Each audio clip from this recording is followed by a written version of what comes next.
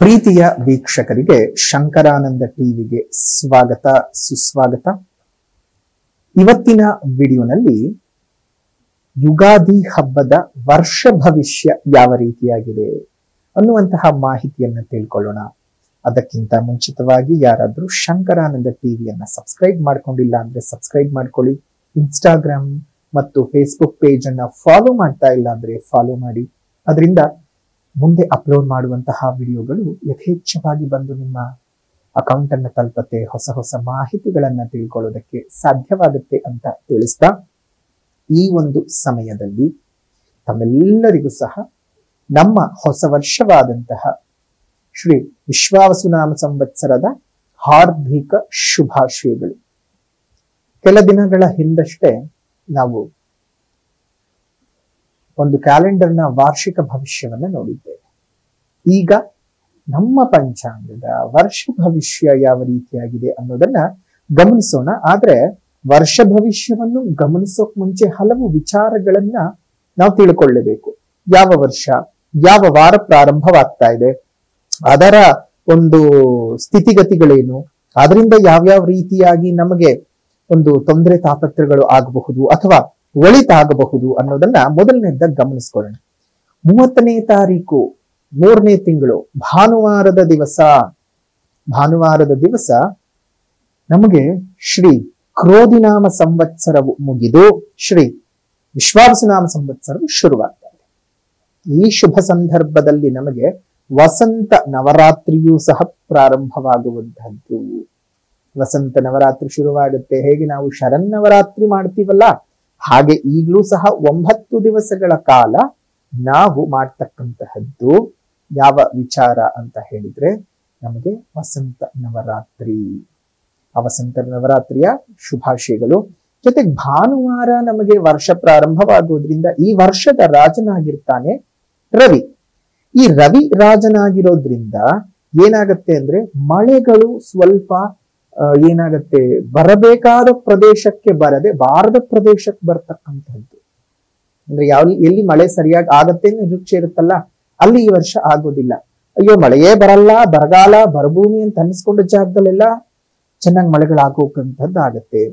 ಮತ್ತೆ ಈ ಶಸ್ತ್ರಗಳ ಅಗ್ನಿಪೀಡೆ ಮತ್ತು ಅಗ್ನಿ ಭಯಗಳು ಉಂಟಾಗ್ತಕ್ಕಂತಹದ್ದು, ಪ್ರಜೆಗಳಿಗೆ ರಾಜರಿಂದ ತೊಂದರೆಗಳು ಬರ್ತಕ್ಕಂತಹದ್ದು, ಕೆಲ ಅನಿಷ್ಟ ಫಲಗಳು ನಡೆಯುತ್ತೆ.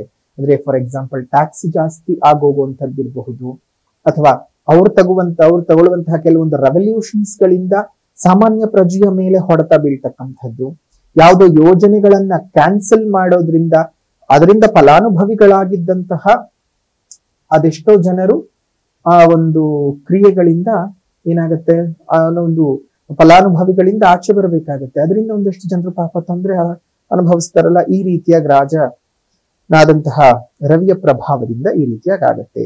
ಇನ್ನು ಚಂದ್ರನು ಈ ಒಂದು ಸಂವತ್ಸರಕ್ಕೆ ಮಂತ್ರಿಯಾಗಿರ್ತಾನೆ, ಮಂತ್ರಿಮಂಡಲದ ಅಧಿಪತಿಯಾಗಿರ್ತಾನೆ.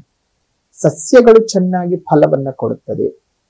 ಜೊತೆಗೆ ಆರೋಗ್ಯದಲ್ಲಿ ಮತ್ತು ತುಂಬಾ ದೊಡ್ಡ ಭೀಕರ ಕಾಯಿಲೆಗಳು ಬರುವಂತಹ ಯಾವುದೇ ಸೂಚನೆಗಳಿಲ್ಲ. ಜೊತೆಗೆ ರಾಜನಿಗಿಂತ ಮಂತ್ರಿಯ ಆಡಳಿತಗಳು ಜಾಸ್ತಿ ಆಗತ್ತೆ ಹಲವು ಭಾಗಗಳಲ್ಲಿ. ಅಂದ್ರೆ ಅವನ್ ರಾಜನಾಗಿರ್ತಾನಷ್ಟೇ, ಅಂದ್ರೆ ಮಂತ್ರಿಯೋ ಇನ್ನೇಂದೇನೋ ಆಗಿರ್ತಾನೆ, ಆದ್ರೆ ಆ ಸಂಪೂರ್ಣ ಆಡಳಿತವನ್ನೆಲ್ಲ ಬೇರೆಯವರು ಹ್ಯಾಂಡಲ್ ಮಾಡ್ತಿರ್ತಾರೆ ಹಲವು ಭಾಗಗಳಲ್ಲಿ. ಆ ರೀತಿಯಾಗಿ ಆಗತ್ತೆ. ಇನ್ನು ಸೇನಾಧಿಪತಿ ರವಿಯೇ ಆಗಿದ್ದಾನೆ. ಮೇಘಗಳು ನಾನು ಆಗ್ಲೇ ಹೇಳಿದ ಹಾಗೆ ಗಾಳಿಯಿಂದ ಚದುರಿಸಲ್ಪಡತ್ತೆ. ಅಂದ್ರೆ ಗಾಳಿ ಬೀಸುವುದರ ಅಧಿಕವಾದ ಗಾಳಿಯ ಒತ್ತಡಗಳು ಜಾಸ್ತಿ ಆಗಿ ಹೋಗ್ಬಿಡತ್ತೆ. ಬೇಕಾದ ಕಡೆ ಸರಿಯಾದ ರೀತಿಯಲ್ಲಿ ಒಂದು ಮಳೆಗಳು ಬರೋದಿಲ್ಲ. ಇನ್ನು ರವಿಯೇ ಈ ಒಂದು ಸೇನಾಧಿಪತಿ ಆಗಿರೋದ್ರಿಂದ ಅಕಾಲಿಕ ಯುದ್ಧಗಳನ್ನ ಕೊಟ್ಟು ಬಿಡ್ತಾನೆ. ನಮ್ಮ ದೇಶದಲ್ಲೇ ಆಗಬೇಕು ಅಂತ ಏನಿಲ್ಲ, ಯಾವುದೇ ದೇಶದಲ್ಲಿ ಬೇಕಾದ್ರೂ ಆಗತ್ತೆ. ಸೊ ಅದೊಂದು ನೆಗೆಟಿವ್ ಪರಿಣಾಮಗಳು ಇರ್ತಕ್ಕಂಥದ್ದು. ಭೂಮಿನಲ್ಲಿ ಕೆಂಪು ಬಣ್ಣದ ಧಾನ್ಯಗಳು ಉತ್ತಮವಾದ ಫಲವನ್ನ ಕೊಡ್ತಕ್ಕಂತಹ ವರ್ಷವಾಗಿರುತ್ತೆ. ಇನ್ನು ಸಸ್ಯಾಧಿಪತಿ, ಸಸ್ಯಗಳು ಚೆನ್ನಾಗಿರ್ಬೇಕು, ಪರಿಸರ ಚೆನ್ನಾಗಿರ್ಬೇಕು, ಆಗ ಮಾತ್ರ ಮನುಷ್ಯ ಒಂದಿಷ್ಟು ನೆಟ್ಟೊಸರು ಬಿಡೋದಕ್ಕೆ ಸಾಧ್ಯ. ಇಲ್ಲಿ ಕೃಷಿನಲ್ಲಿ ಅಂತ ಬಂದ ಸಂದರ್ಭಕ್ಕೆ ಗುರು ಸಸ್ಯಾಧಿಪತಿ ಆಗಿರುವುದರಿಂದ ಪೈರುಗಳು ಚೆನ್ನಾಗಿ ಫಲ ಕೊಡೋದಕ್ಕೆ ಶುರು ಮಾಡುತ್ತವೆ. ಪದಾರ್ಥಗಳ ಬೆಲೆಗಳು ಸ್ವಲ್ಪ ಮಟ್ಟಕ್ಕೆ ಅಧಿಕವಾಗ್ತಕ್ಕಂತಹದ್ದು.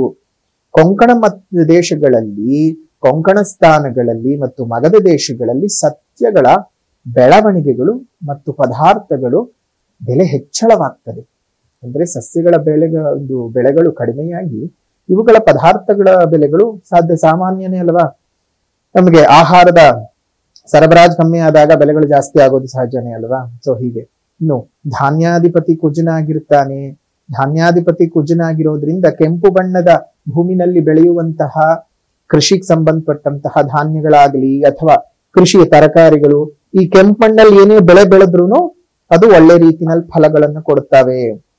ಇನ್ನು ಅರ್ಘಾಧಿಪತಿ ರವಿ, ಈ ಅರ್ಘಾಧಿಪತಿ ರವಿ ಅಂತ ಬಂದ ಸಂದರ್ಭಕ್ಕೆ ಈ ಹೈನುಗಾರಿಕೆಗಳನ್ನು ಜಾಸ್ತಿ ಸೂಚನೆ ಮಾಡೋದು, ಲಿಕ್ವಿಡ್ ಐಟಮ್ಸ್ ಗಳನ್ನ ಜಾಸ್ತಿ ತೋರಿಸ್ತಕ್ಕಂಥದ್ದು ಅರ್ಘಾಧಿಪತಿ ಅಂದ್ರೆ. ಸೊ ಇವುಗಳ ಬೆಲೆಗಳು ಸ್ವಲ್ಪ ಜಾಸ್ತಿ ಆಗ್ತಕ್ಕಂಥದ್ದು. ಹಾಲಿನ ಬೆಲೆ, ಮೊಸರು ಬೆಲೆ, ಹಾಲಿನ ಪದಾರ್ಥಗಳ ಬೆಲೆಗಳು ಜಾಸ್ತಿ ಆಗ್ತಕ್ಕಂಥದ್ದು. ಅದೇ ರೀತಿಯಾಗಿ ನಮ್ಗೆ ಇನ್ನು ಈ ಲಿಕ್ಕರ್ ಐಟಮ್ಸ್ ಗಳೆಲ್ಲ ಜಾಸ್ತಿ ಆಗುವಂಥದ್ದು ಈ ರೀತಿಯಾಗಿ ಆಗತ್ತೆ. ಇನ್ನು ಕೆಚ್ಚಲಗಳ ಪ್ರಾಬ್ಲಮ್ಗಳಿಂದ ಹಸುಗಳು ಬಳಲ್ಬೇಕಾಗತ್ತೆ ಈ ವರ್ಷ. ರಾಜರಿಗೆ ಪರಸ್ಪರ ಕ್ರೋಧಗಳು ಉಂಟಾಗುತ್ತೆ. ಈ ರಾಜ್ಯದವ್ರನ್ನ ಕಂಡ್ರೆ ಆ ರಾಜ್ಯದವ್ರಿಗೆ ಆಗದೆ ಇರುವಂತಹದ್ದು, ಆ ದೇಶದವ್ರನ್ನ ಕಂಡ್ರೆ ಈ ದೇಶದವರಿಗೆ ಆಗದೆ ಇರುವಂತಹ ಪರಿಸ್ಥಿತಿಗಳೆಲ್ಲ ಉತ್ಪತ್ತಿ ಆಗತ್ತೆ. ಇನ್ನು ಮೇಘಾಧಿಪತಿ, ಮಳೆಯನ್ನ ಸುರಿಸ್ತಕ್ಕಂತಹ ಮೇಘಾಧಿಪತಿಯಾಗಿರ್ತಕ್ಕಂಥವನು ಸಹ ರವಿನೇ ಆಗಿರೋದ್ರಿಂದ ಈ ವರ್ಷ ಅಲ್ಪವೃಷ್ಟಿ, ಹೋದ ವರ್ಷದ ಹಾಗೆ ಬಹಳ ದೊಡ್ಡ ಮಟ್ಟದ ಮಳೆಯನ್ನ ಎಲ್ಲಾ ಪ್ರದೇಶಗಳಲ್ಲೂ ನಿರೀಕ್ಷೆ ಮಾಡೋಕೆ ಸಾಧ್ಯವಿಲ್ಲ. ಅಲ್ಪವೃಷ್ಟಿಯಾಗುತ್ತೆ. ಅದೇ ರೀತಿಯಾಗಿ ಪ್ರಜೆಗಳಿಗೆ ಹೆಚ್ಚು ಭಯಗಳು ಉಂಟಾಗ್ತವೆ. ಕಡಲ ತೀರದಲ್ಲಿ ಈ ವರ್ಷ ಮಳೆ ಬಂದು ತೊಂದರೆ ಆಗೋದಕ್ಕಿಂತ ನದಿ ನೀರಿನ ಒಳಹರಿವಿನ ಹೆಚ್ಚಳದಿಂದ ಹಲವು ತೊಂದರೆಗಳು ಆಗ್ತದೆ. ಹುಷಾರಾಗಿರ್ಬೇಕು. ಇನ್ನು ರಸಾಧಿಪತಿಯಾಗಿರ್ತಕ್ಕಂತಹದ್ದು ಶನಿ. ಶನಿ ರಸಾಧಿಪತಿಯಾಗಿರೋದ್ರಿಂದ ಜನರಿಗೆ ಅಭಿವೃದ್ಧಿಗಳು ಕೆಲ ಸ್ಥಾನಗಳಲ್ಲಿ ಉಂಟಾಗ್ತದೆ. ಮತ್ತೆ ಈ ರಸಯುಕ್ತ ಪದಾರ್ಥಗಳ ಬೆಲೆಗಳು ಸ್ವಲ್ಪ ಜಾಸ್ತಿ ಆಗ್ತಕ್ಕಂಥದ್ದಾಗುತ್ತೆ. ನಿರಸಾಧಿಪತಿಯಾಗಿರ್ತಕ್ಕಂಥದ್ದು ಈ ವರ್ಷ ಬುಧ. ಇದರಿಂದ ನಿರಸಾಧಿಪತಿ ಅಥವಾ ನಿರಸ ಅಂತಂದ್ರೆ ರಸಗಳು ಇಲ್ಲದೆ ಇರ್ತಕ್ಕಂಥದ್ದು. ಉದಾಹರಣೆಗೆ ಕಾಳುಗಳಾಗಿರಬಹುದು, ದಿನಸಿಗಳಾಗಿರಬಹುದು, ಈ ರೀತಿಯಾಗಿರ್ತಕ್ಕಂತಹ ವಸ್ತುಗಳು. ಮತ್ತು ಅದರಲ್ಲಿ ನಮಗೆ ಈ ತಾಮ್ರ, ಉಕ್ಕು, ಕಬ್ಬಣ ಈ ತರ ಲೋಹದ ಪದಾರ್ಥಗಳು ಸಹ ಈ ನಿರಸಕ್ಕೆ ಅದಕ್ಕೆ ಬರುತ್ತದೆ. ಸೊ ಅಂತಹ ಬೆಳೆಗಳೆಲ್ಲ ಈ ವರ್ಷ ದುಪ್ಪಟ್ಟಾಗ್ತಕ್ಕಂತಹದ್ದು. ಅದೇ ರೀತಿಯಾಗಿ ಈ ಒಂದು ಫ್ರೇಗ್ರೆನ್ಸ್ಗಳು ಮತ್ತೆ ಫ್ಲೇವರ್ಗಳದ್ದು ಅವುಗಳ ರೇಟ್ಗಳೆಲ್ಲ ಜಾಸ್ತಿ ಆಗ್ತಕ್ಕಂಥದ್ದು ಆಗತ್ತೆ. ಬೆಳ್ಳಿ ಈ ವರ್ಷ ತುಂಬಾ ಕಡಿಮೆ ಬೆಲೆ ಆಗ್ತದೆ. ಕಬ್ಬಣ ಜಾಸ್ತಿ ಆಗ್ತದೆ. ಕಬ್ಬಣದ ಬೆಲೆ ಜಾಸ್ತಿ ಆಗಿ ಬೆಳ್ಳಿ ಬೆಲೆ ಕಡಿಮೆ ಆಗ್ತಕ್ಕಂಥದ್ದಾಗುತ್ತೆ. ಇನ್ನು ಕೊನೆಯದಾಗಿ ಪಶುನಾಯಕ. ಇಡೀ ನಮ್ಮ ಪ್ರಪಂಚದಲ್ಲಿ ಪಶುಗಳಿಗೆ ನಾಯಕನು ಆಗ್ಬೇಕಾಗಿರ್ತಕ್ಕಂಥದ್ದು ಈ ಒಂದು ಪಶುನಾಯಕನ ಪರಿಸ್ಥಿತಿ. ಈ ಪಶುನಾಯಕನ ಪರಿಸ್ಥಿತಿ ಅಂತ ಬಂದ ಸಂದರ್ಭಕ್ಕೆ ನಿಮ್ಮ ಒಂದು ಸ್ಥಾನಗಳಲ್ಲಿ ಯಾವ ರೀತಿಯಾಗಿ ಇರುತ್ತೆ ಅಂತಂದ್ರೆ, ಪಶುಗಳಿಗೆ ಈ ವರ್ಷ ಅಂತಹ ಉತ್ತಮದಾಯಕವಾಗಿ ಇಲ್ಲ. ಪಶುನಾಯಕನಾಗಿರ್ತಾನೆ ಯಮ ಆಗಿರೋದ್ರಿಂದ ಪಶುಗಳಿಂದ ಉತ್ಪತ್ತಿ ಆಗುವಂತಹ ಹಾಲು, ಹಾಲಿನ ಉತ್ಪನ್ನ, ಚರ್ಮ, ಮಾಂಸ, ಅದೇ ರೀತಿಯಾಗಿ ಲೆದರ್ ಬಿಸ್ನೆಸ್ಗಳು ಇವೆಲ್ಲದರ ಬೆಲೆಗಳು ವಿಪರೀತ ಆಗಿ ಹೋಗ್ಬಿಡುತ್ತೆ. ಸ್ವಲ್ಪ ಈ ಒಂದು ಪಶುಲೋಕದಿಂದ ಮತ್ತು ಆಹಾರ ಸರಪಳಿಯ ವಿಚಾರಗಳಲ್ಲಿ ತೊಂದರೆ ತಾಪತ್ರೆಗಳು ಬರ್ತವೆ. ಆಹಾರ ಸರಪಳಿ ಕರೆಕ್ಟ್ ಆಗಿರಬೇಕು. ನೋಡಿ, ಹುಲ್ಲನ್ನು ತಿಂದು ಮಿಡತೆ ಬದುಕಿದ್ರೆ ಮಿಡತೆಯನ್ನು ತಿಂದು ಕಪ್ಪೆ ಬದುಕತ್ತೆ, ಕಪ್ಪೆಯನ್ನು ತಿಂದು ಹಾವು ಬದುಕತ್ತೆ, ಹಾವನ್ನು ತಿಂದು ಹದ್ದು ಬದುಕತ್ತೆ, ಹದ್ದನ್ನು ತಿಂದು ಇನ್ನೊಂದೇನೋ ಒಂದು ಬದುಕತ್ತೆ. ಅದೆಲ್ಲವನ್ನ ತಿಂದು ಬರೆದು ಬಾಯಿಗೆ ಹಾಕೊಳಕ್ ಮನುಷ್ಯ ಇದ್ದಾನೆ. ಆಹಾರ ಸರಪಳಿ, ಆ ಆಹಾರ ಸರಪಳಿಯನ್ನ ತಪ್ಪು ಅಂತ ಹೇಳಕ್ಕಾಗಲ್ಲ. ಇನ್ನು ಈ ವರ್ಷದ ಸಂವತ್ಸರದ ಫಲ, ಈ ವರ್ಷದ ಸಂಪೂರ್ಣವಾಗಿ ಯಾವ ರೀತಿಯಾಗಿರಬಹುದು ಅಂತ ಬ್ರೀಫ್ ಆಗಿ ನೋಡೋದಾಯ್ತು ಅಂತ ಹೇಳಿದ್ರೆ, ಈ ವರ್ಷ ದೇಶದ ರಾಜರುಗಳಲ್ಲಿ ಪರಸ್ಪರ ವೈರತ್ವಗಳು ಉಂಟಾಗ್ತಕ್ಕಂಥದ್ದು. ಒಂದು ದೇಶದವರಿಗೆ ಇನ್ನೊಂದು ದೇಶಗಳು ಆಗಲ್ಲ. ಇದು ಬಹಳ ಕಾಲದಿಂದ ನಡ್ಕೊಂಡು ಬರ್ತಾನೆ ಇದೆ. ಈ ಮೇಘಗಳು ಆಗ್ಲೇ ಹೇಳಿದ ಗಾಳಿಯಿಂದ ಚದುರಿಸಲ್ಪಟ್ಟು ಸಾಧಾರಣವಾದ ಮಳೆಯನ್ನ ಕೊಡಬಹುದು, ಅತ್ಯಂತ ನಿರೀಕ್ಷಿತ ಮಳೆಯನ್ನ ಕೊಡ್ಲಿಕ್ಕೆ ಸಾಧ್ಯ ಆಗಲ್ಲ. ಆಗ್ಲೇ ಹೇಳಿದ ಹಾಗೆ ಕೆಂಪು ಭೂಮಿಯಲ್ಲಿ ಬೆಳೆ ಬೆಳೆಯತಕ್ಕಂಥವ್ರಿಗೆ ಈ ವರ್ಷ ಭರ್ಜರಿ ಲಾಭಗಳು ಇರುತ್ತವೆ. ಶ್ರೀಗಂಧ ಆಗ್ಬಹುದು, ಚಿನ್ನ ಆಗಬಹುದು, ಮುತ್ತಾಗಬಹುದು ಮತ್ತು ಬೆಳ್ಳಿ ಇವುಗಳ ದುರ್ಲಭವಾಗಿ ಸಿಗುತ್ತೆ. ಮೈನಿಂಗ್ಗಳು ಕಮ್ಮಿ ಆಗ್ತವೆ, ಸ್ವಲ್ಪ ಮೈನಿಂಗ್ಗಳು. ಹಾಗಾಗಿ ಬೆಳ್ಳಿ ಪದಾರ್ಥವೊಂದನ್ನು ಬಿಟ್ಟು ಮಿಕ್ಕೆಲ್ಲಾ ವಸ್ತುಗಳ ಬೆಲೆಗಳು ಜಾಸ್ತಿ ಆಗ್ತವೆ. ಪಶುಗಳಿಗೆ ಒಂದ್ ಸ್ವಲ್ಪ ಅನಾರೋಗ್ಯಗಳು ಜಾಸ್ತಿ, ಮೇವಿನ ಕೊರತೆ ಉಂಟಾಗಬಹುದು. ಹಾಗಾಗಿ ಈ ವರ್ಷ ಅಷ್ಟೊಂದು ಉತ್ತಮವಾದ ವರ್ಷವಾಗಿರಲ್ಲ. ಸ್ವಲ್ಪ ಎಲ್ಲಾ ವಿಚಾರಗಳಲ್ಲೂ ತೊಂದರೆಗಳಿದ್ದಾವೆ. ದೇವರ ಮೇಲೆ ಭಾರ ಹಾಕಿ ಮುಂದುವರ್ಕೊಂಡು ಹೋಗ್ಬೇಕು. ಏನು ಮಾಡಕ್ ಆಗದ ಪರಿಸ್ಥಿತಿ ಅಲ್ವಾ. ಪ್ರತಿಯೊಂದನ್ನು ನಾವು ಯೋಚನೆ ಹೋಗ್ತಾ ಇರಬಾರ್ದು. ಎಲ್ಲದನ್ನು ತೂಕ ಮಾಡ್ಕೊಂಡು ಹೋಗ್ಬೇಕು. ಸೊ ಹಾಗಾಗಿ ಯೋಚನೆ ಮಾಡೋದು ಬೇಡ. ಎಲ್ಲವೂ ಸಹ ಒಳ್ಳೇದಾಗ್ಲಿ ಅಂತ ಹೇಳ್ತಾ ಈ ವರ್ಷದ ವರ್ಷಫಲ ಹೇಗಿದೆ ಅಂತ ಈಗ ನೋಡೋಣ. ಇನ್ನು ವರ್ಷ ಭವಿಷ್ಯವನ್ನ ಲೆಕ್ಕಾಚಾರ ಮಾಡುವ ಸಂದರ್ಭದಲ್ಲಿ ಗುರು ಮತ್ತು ಶನಿಗ್ರಹದ ಸಂಚಾರವನ್ನು ಪ್ರಮುಖವಾಗಿ ತೆಗೆದುಕೊಳ್ಳುವಂಥದ್ದು. ಕಾರಣ ದೀರ್ಘಕಾಲದ ಶುಭಾಶುಭ ಫಲಗಳನ್ನು ಕೊಡ್ತಕ್ಕಂಥದ್ದು ಒಂದೇ ರಾಶಿಯಲ್ಲಿ ಇದ್ದು ಕೇವಲ ಗುರು ಮತ್ತು ಶನಿಗ್ರಹಗಳು. ಅದನ್ನು ಬಿಟ್ಟರೆ ರಾಹುಕೇತುಗಳು ಕೊಡ್ತಾರೆ. ಅವರು ಛಾಯಾಗ್ರಹಗಳು, ಯಾವ್ಯಾವ ಮನೆಯಲ್ಲಿರ್ತಾರೋ ಆಯಾ ಗ್ರಹಗಳ ಫಲಾನುಫಲಗಳನ್ನು ಅವರು ಕೊಡ್ತಾ ಇರ್ತಾರೆ. ಸೊ ಹಾಗಾಗಿ ಅವರನ್ನು ಅಷ್ಟು ಲೆಕ್ಕಕ್ಕೆ ತೆಗೆದುಕೊಳ್ಳದೆ ಹೋದರೂ ಗುರು ಮತ್ತು ಶನಿಗ್ರಹಗಳನ್ನು ಲೆಕ್ಕಕ್ಕೆ ತೆಗೆದುಕೊಳ್ತಕ್ಕಂಥದ್ದು. ಈ ಧನಸ್ಸು ರಾಶಿಯವರಿಗೆ ವರ್ಷದ ಪ್ರಾರಂಭದಲ್ಲೇ ಅರ್ಧಾಷ್ಟಮ ಶನಿಯ ಪೀಡೆ ಶುರುವಾಗ್ತದೆ. 2.5 ವರ್ಷದ ಹಿಂದಷ್ಟೇ ಸಾಕಷ್ಟು ಸಾಡೆ ಸಾತಿನ ಪ್ರಭಾವಗಳಿಗೆ ಸಿಕ್ಕಾಕೊಂಡು ನರಳಿದ್ದಂಥವರು ಏನೋ 2.5 ವರ್ಷ ನೆಮ್ಮದಿಯ ನಿಟ್ಟುಸಿರನ್ನು ಬಿಟ್ಟಿದ್ರಿ. ಈಗ ಪುನಃ ಅರ್ಧಾಷ್ಟಮ ಶನಿಯ ಪೀಡೆ ನಿಮಗೆ ಶುರುವಾಗತ್ತೆ. ಇನ್ನು ಗುರು ಅಂತ ನೋಡೋ ಸಂದರ್ಭದಲ್ಲಿ ಮೇ 14ನೇ ತಾರೀಕಿನವರೆಗೂ ಷಷ್ಠದಲ್ಲಿದ್ದು ಅದಾದ ನಂತರದಲ್ಲಿ ನೇರವಾಗಿ ಸಪ್ತಮ ಸ್ಥಾನಕ್ಕೆ ಬರ್ತಾನೆ. ಅಂದರೆ ಮಿಥುನ ರಾಶಿಗೆ ಬಂದು ರಾಶಿ ಮೇಲೆ ದೃಷ್ಟಿಯನ್ನು ಕೊಡ್ತಾನೆ.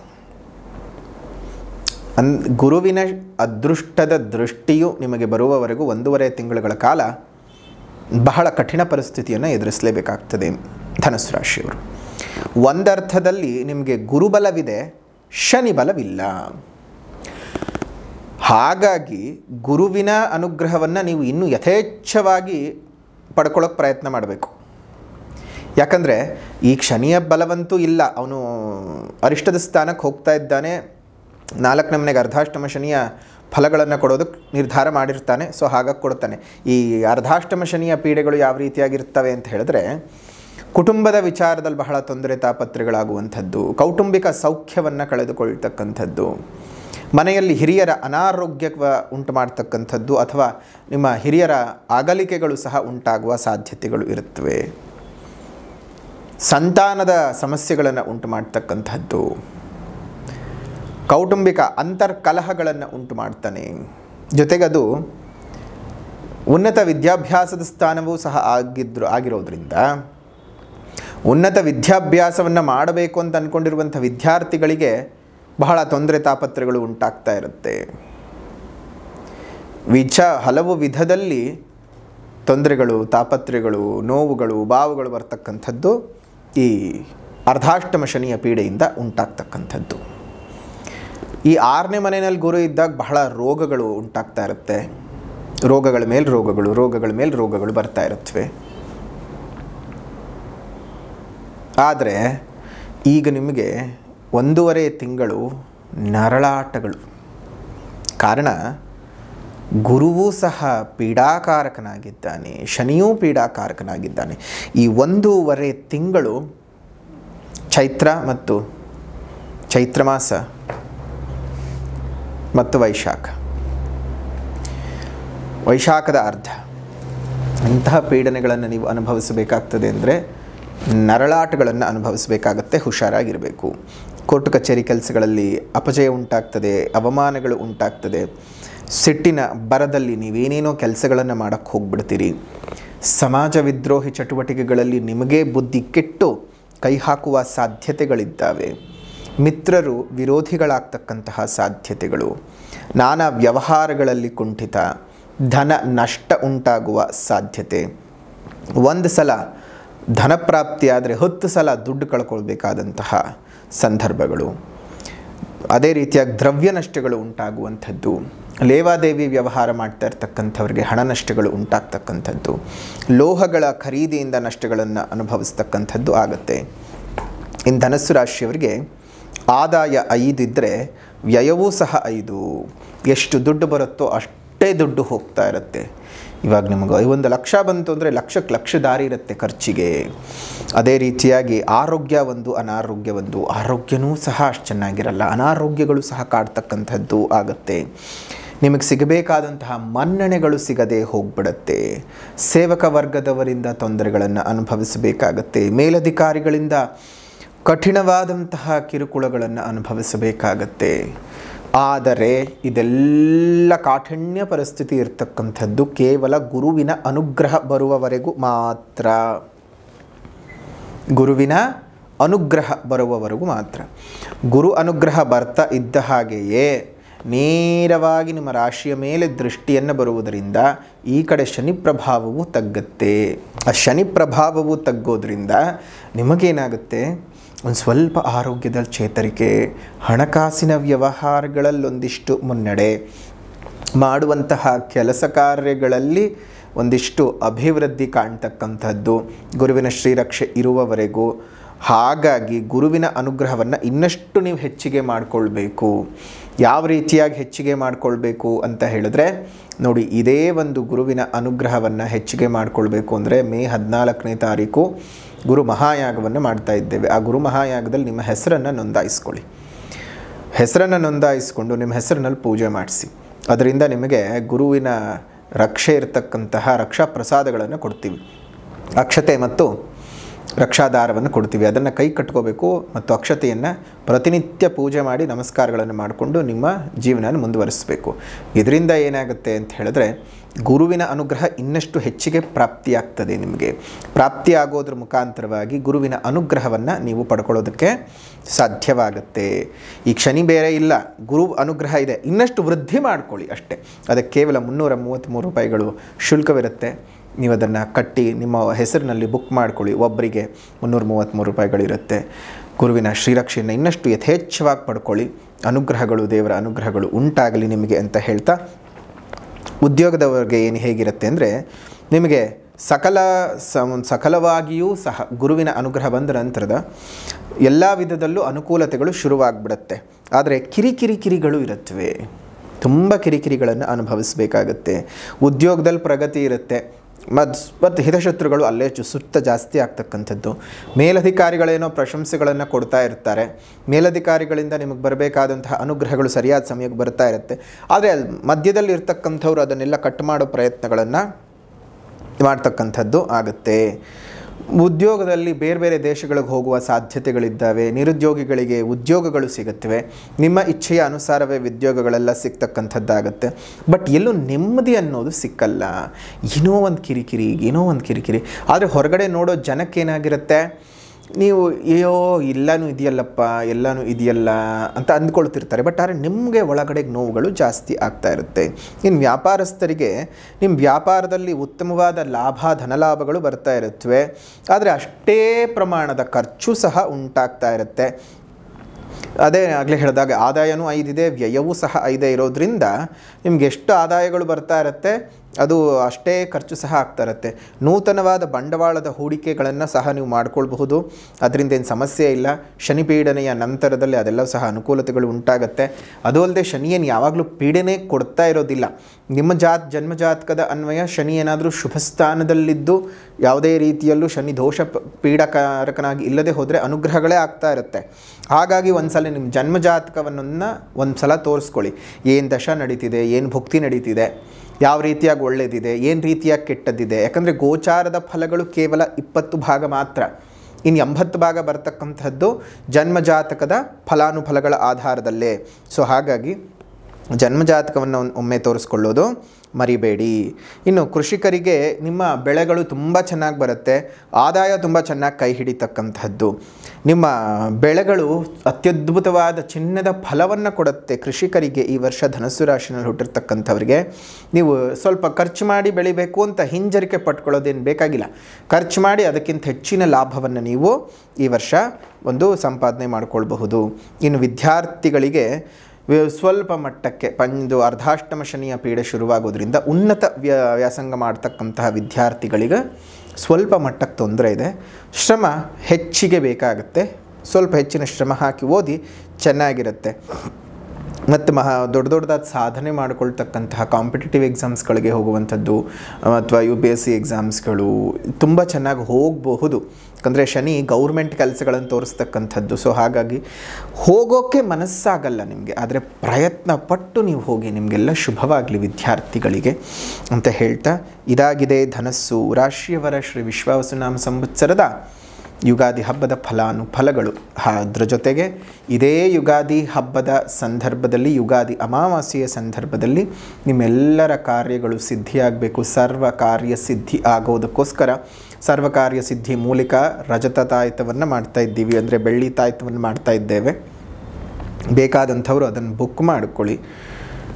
ತುಂಬ ಕಷ್ಟವಾಗ್ತಾ ಇದೆ, ಕೆಲಸ ಕಾರ್ಯಗಳೇ ಸರಿ ಹೋಗ್ತಾ ಇಲ್ಲ, ಜನರ ಕಣ್ಣು ದೃಷ್ಟಿ ಬೀಳ್ತಾ ಇದೆ, ಎಲ್ಲ ಕೆಲಸಗಳು ಸ್ಟ್ರಕ್ಕಾಗಿ ಹೋಗ್ತಾ ಇದೆ, ನಮಗೆ ಮಾಟ ಮಂತ್ರದ ಸಮಸ್ಯೆಗಳು ಕಾಡ್ತಾ ಇದ್ದಾವೆ, ಸಣ್ಣ ಪುಟ್ಟದಾಗಿರುವಂತಹ ಸಮಸ್ಯೆಗಳೇ ದೊಡ್ಡ ಭೂತಾಕಾರವನ್ನು ತಾಳಿ ನಮ್ಮ ಜೀವನವನ್ನು ಹಿಂಸೆ ಕೊಡ್ತಾ ಇದೆ ಅಂತ ತುಂಬ ಜನರಿಗೆ ಅನಿಸೋದು ಉಂಟು. ಹಾಗಾಗಿ ಆ ಒಂದು ವಿಚಾರಗಳನ್ನು ನೀವು ಯೋಚನೆ ಮಾಡ್ತಾ ಮಾಡ್ತಾ ಕೊರಗಕ್ಕೆ ಹೋಗೋದು ಬೇಡ. ಏನೇ ಇದ್ದರೂ ಭಗವಂತನ ದಯೆ ಇರಲಿ.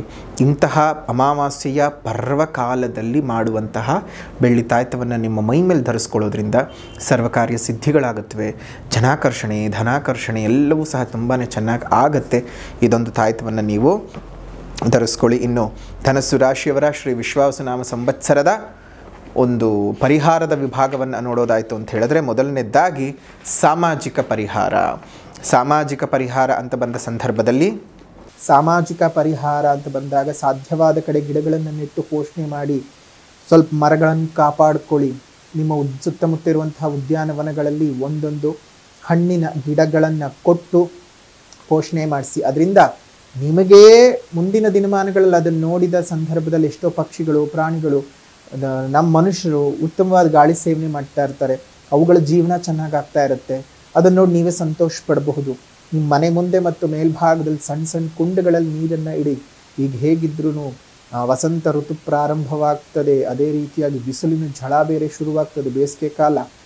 ನಮಗೆ ಕುಡಿಯೋದಕ್ಕೆ ನೀರಿಗೆ ಭಾರಿ ಕಷ್ಟವಾಗ್ತಾ ಇರುತ್ತೆ. ಅಂಥದ್ರಲ್ಲಿ ಪ್ರಾಣಿಗಳಿಗೆ ಎಷ್ಟು ಕಷ್ಟ ಆಗುತ್ತೆ ಅಲ್ವಾ? ಹಾಗಾಗಿ ನಿಮ್ಮ ಮನೆ ಮುಂದೆ ಮತ್ತು ಮೇಲ್ಭಾಗದಲ್ಲಿ ಸಣ್ಣ ಸಣ್ಣ ಕುಂಡಗಳಲ್ಲಿ ನೀರನ್ನು ಇಡ್ತಾ ಬನ್ನಿ. ಅದರಿಂದ ಎಷ್ಟೋ ಜೀವಜಂತುಗಳಿಗೆ ನೀವು ಕೊಡುವಂತಹ ಒಂದು ಹನಿಯ ನೀರು ಅವುಗಳ ಪ್ರಾಣವನ್ನು ಉಳಿಸ್ಕೊಳ್ಳೋದಕ್ಕೆ ಸಹಾಯವಾಗುತ್ತೆ. ಪಶುಗಳನ್ನು ಉಳಿಸಿದ್ದಕ್ಕೆ ಪಶುಪತಿನಾಥನೇ ನಿಮಗೆ ಹರಸಿ ಹಾರೈಸ್ತಾನೆ. ಶುಭವಾದ ವಾತಾವರಣ ಉಂಟಾಗುತ್ತೆ ಅಂತ ಹೇಳ್ತಾ, ಆಧ್ಯಾತ್ಮಿಕ ಪರಿಹಾರ ಅಂತ ಬಂದಾಗ, ನೀವು ಈ ವರ್ಷ ಪೂರ್ವಾಭಿಮುಖವಾಗಿ ಕೂತ್ಕೊಂಡು ಪ್ರತಿನಿತ್ಯ ಎಷ್ಟೆಷ್ಟಾಗತ್ತೆ ಅಷ್ಟಷ್ಟು ದತ್ತ ಚರಿತ್ರೆಯನ್ನು ಪಾರಾಯಣ ಮಾಡಿ. ಪ್ರತಿನಿತ್ಯ ದತ್ತ ಚರಿತ್ರೆಯನ್ನು ಓದ್ತಾ ಬನ್ನಿ. ಒಂದು ದತ್ತ ಮಾಲಾಮಂತ್ರ ಸ್ತೋತ್ರದ ಪಠಣವನ್ನು ಮಾಡ್ತಾ ಇರಿ. ಶುಭವಾಗತ್ತೆ, ಒಳ್ಳೆಯದಾಗಲಿ. ಇದಾಗಿತ್ತು ಶ್ರೀ ವಿಶ್ವಾವಸುನಾಮ ಸಂವತ್ಸರದ ಯುಗಾದಿ ಹಬ್ಬದ ವಾರ್ಷಿಕ ವರ್ಷ ಭವಿಷ್ಯ ಹೇಗಿದೆ ಅಂತ. ವಿಡಿಯೋ ಇಷ್ಟ ಆಗಿದ್ದರೆ ಲೈಕ್ ಮಾಡಿ, ಶೇರ್ ಮಾಡಿ, ಕಮೆಂಟ್ ಮಾಡಿ. ಮತ್ತೊಂದು ವಿಡಿಯೋನಲ್ಲಿ ಭೇಟಿ ಮಾಡೋಣ. ಅಲ್ಲಿವರೆಗೂ ನಮಸ್ಕಾರ. ಲೋಕಾ ಸಮಸ್ತ ಸುಖಿನೋ ಭವಂತು, ಸಕಲ ಸನ್ಮಂಗಳಾನಿ ಭವಂತು, ಸರ್ವೇ ಜನಾಃ ಸುಖಿನೋ ಭವಂತು, ಸಮಸ್ತ ಸನ್ಮಂಗಳಾನಿ ಭವಂತು.